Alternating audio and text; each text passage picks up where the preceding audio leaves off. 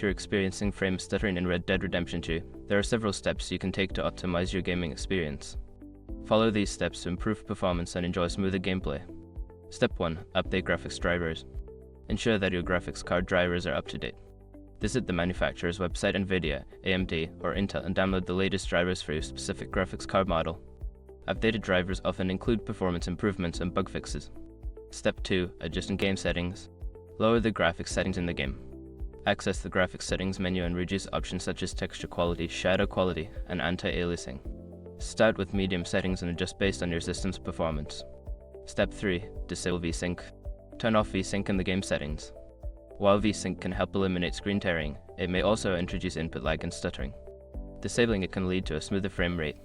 Step 4. Optimize Windows settings. Adjust your Windows settings for better performance. Go to the control panel, select System, and then click on Advanced System Settings. Under the Performance section, choose Adjust for best performance to disable unnecessary visual effects. Step 5. Monitor background processes. Close any unnecessary background applications while playing. Use the Task Manager to check for programs that may be consuming system resources. Closing these can free up CPU and memory, allowing the game to run more smoothly. By following these steps, you should see an improvement in frame stuttering while playing Red Dead Redemption 2. Enjoy your gaming experience.